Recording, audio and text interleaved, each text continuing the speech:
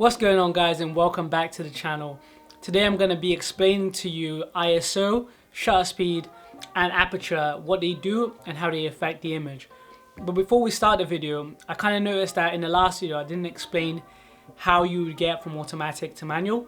So before we start, I'm just going to explain this to you real quickly. So at the top of your camera here, you're going to have this dial, and essentially the M stands for manual, and the A plus or AI or AI plus in most cameras will stand for the automatic. And all you want to do is just flick from the A plus or whatever the automatic button is and flick it over into M, and then boom, you're now completely operating in manual mode. Now there are different modes on this dial that you can flick over to, and what these are, they are presets that you can quickly access when you're moving around and you want to capture, whatever it may be. So here you have sports mode, which makes the shutter speed quicker so you can capture fast moving objects, or there's scenic mode, which makes the colors brighter and more vivid. However, in some of these newer cameras, these modes are completely customizable, so you can set them to whatever you want depending on what you need. So if you need a faster shutter speed, you can set it and it's custom built for you. If you want brighter colors, you can set it and flick it and then you're there. And there's a few more options that you can choose as well. So the newer cameras really have a complete customizable set for dials that you can put into depending on what you need.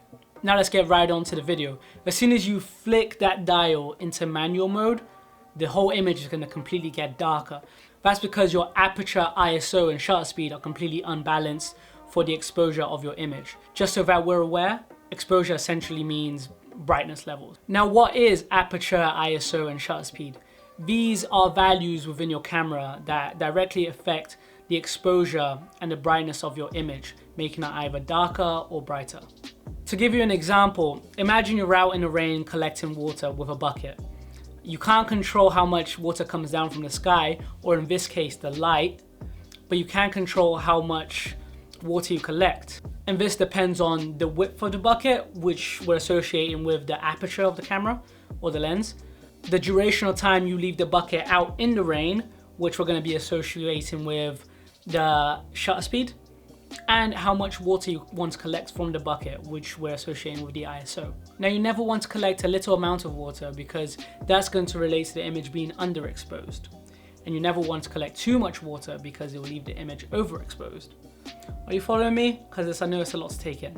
Now the aperture controls the area of which light can come into your camera.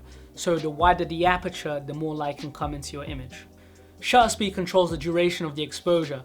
So the longer you leave the shutter open for, again, the more light can come into your image, making the image brighter. And the ISO controls the sensitivity of your sensor to any given amount of light. So the higher the ISO, the more sensitive your sensor becomes to the light, making it brighter. You could even have the other two values like aperture and shutter speed completely unbalanced, leaving your image underexposed. But because the ISO digitally enhances your image with light, you can turn up the ISO number to make your image brighter.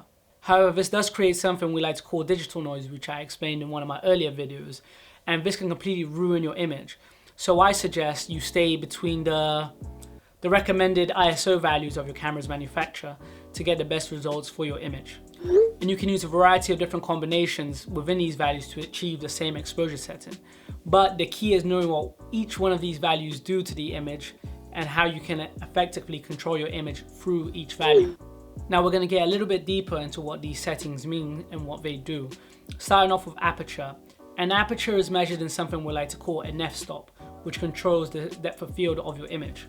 Now depth of field is the distance between the nearest thing in frame to the furthest thing in frame, which is in focus. So the wider the aperture, the more things in the background appear to be blurry, and this is how you create those really nice, crisp and beautiful cinematic Hollywood film style shots.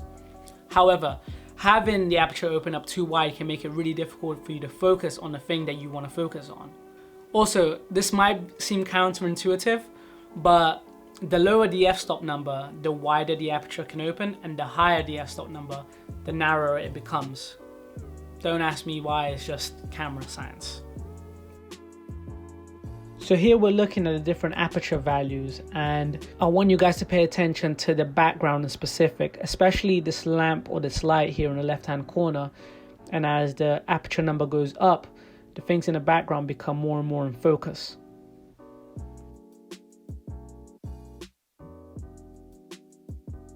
Now shutter speed controls the motion blur and how many pictures are taken within 1 second to create a video. For example, the human eye perceives movement to be the equivalent of what a camera would call 24 frames per second. That means that camera is taking 24 pictures per second to create movement that we are able to associate with as natural movement to our eyes. Wow, does that make sense? It's crazy. Now, if you lower this number down to something like 12 frames per second or 12 pictures per second, you make your camera have lots of motion blur. So if we're moving around, there's going to be a lot of blur in the image, and it creates really a natural movement. And you'll probably listen to this and thinking that's something you want to stay away from.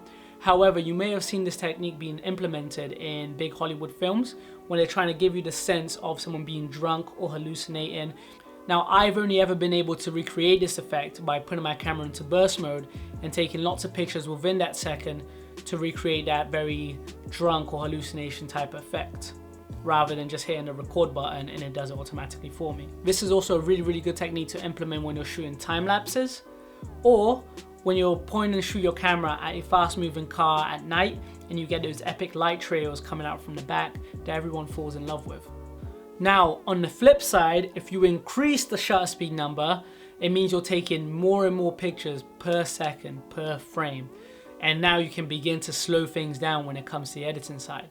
So for example, if you take a video at 60 frames per second, you can now slow the motion that you've just recaptured to 40% of its original time. Have you ever watched those really epic videos of a water balloon popping in super slow motion? And you can see all the detail of the water as it bursts into the frame. Well, that's a video taken at something silly like 240 frames per second. Similarly, sports photographers crank up their shutter speed to take pictures of really fast moving athletes like Usain Bolt and make it look like he stopped completely in one spot in time. Now, as a rule, or more like a guideline to filmmaking, you want to have your shutter speed double the amount of your frame rate. So if you're shooting at 24 frames per second, you want to have your shutter speed at 48 or 50, because this creates the more natural looking motion blur. Now, you should take into account that messing with this setting directly affects the exposure of your image. So the lower the shutter speed, the brighter your image becomes, and the higher the shutter speed, the darker it becomes, and then you have to start introducing things like external lights. So this is me at 24 frames a second. You can see here, I'm gonna throw this light. Right? That's natural motion blur, natural movement of the eye.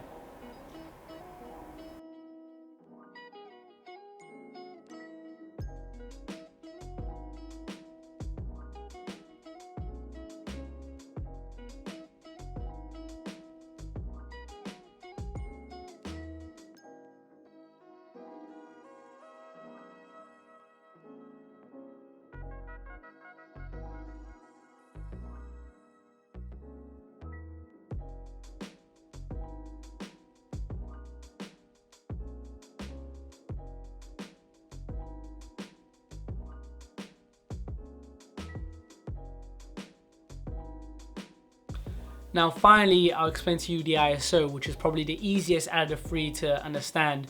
And just to let you know, ISO actually stands for International Organization for Standardization, which is mad and doesn't reflect what ISO does at all. So as I mentioned before, the ISO is how sensitive your sensor becomes to light. So the higher the number of the ISO, the brighter your image becomes, and the lower the number, the darker it becomes. A low ISO number is really good for when you're shooting outside and the sun's out, and a high ISO number is typically needed when you're shooting inside shots. However, you do want to keep to the manufacturer's recommended ISO levels, because when you start introducing the digital noise to your image, it becomes a real pain to get it off in the editing room, and it's almost impossible, and it can really ruin your image. So this is me at ISO 100, 200, so the image is going brighter, 400, so you see the image is getting brighter. So this is really the sweet spot for my camera, around the 400 to the 800 mark. This is it at 500, 640, 800, 1000, 1250, 1600. So this is the image at 8000. and 12,800, which is completely useless image at this point. So we really want to keep the ISO level around what the camera's manufacturer is, which for me is around the 400 mark, which you get a really nice image, or around the 800 mark. So anywhere between 400 and 800 is where you want to keep the image for my camera. Other cameras are less, other cameras are more, but that's the sweet spot for me. Obviously when I'm outside, I shoot at a lower ISO because there's already natural light coming in. So think of ISO as a way to digitally enhance your image by adding more digital light to it, or fake light, which is what creates that digital noise that nobody likes. Now, let's say for example, you're shooting outside and it's too bright. Like you've dialed in your values to what you want them to be, and you've lowered down your ISO to the lowest it can go, but the image is still too bright. What I would suggest is you get an ND filter. And what an ND filter does is essentially you're putting sunglasses in front of your lens so things can become darker. And there's different types of strengths that you can get for ND filters, but I'll speak about that in a different video later down the line. Let me know if you'd like to hear something about that. Drop a comment in the comments below, in the section below. Let me know if you'd like to know more about ND filters or polarizers. Now I know this is a lot of information to take in, but I hope that I was able to explain it in a way that is easy for you to digest. I do think the exposure triangle is one of the more difficult aspects of filmmaking to wrap your head around, but as soon as you've mastered this concept, your images can become really nice. But again, the best way to learn is to actually go out and do it. Shoot different images at different ISO levels, different exposure settings, the different values that you can come out with. See what you've created and learn from them. But again, I hope this video was useful, and if you have any more questions, then please hit me up on Instagram or just drop a message down in the comments below and I will get back to you. If you've liked this video, then please give it a thumbs up. Subscribe if you're not subscribed already to get more content like this, and I'll see you soon. Hope you guys enjoyed the video and take care.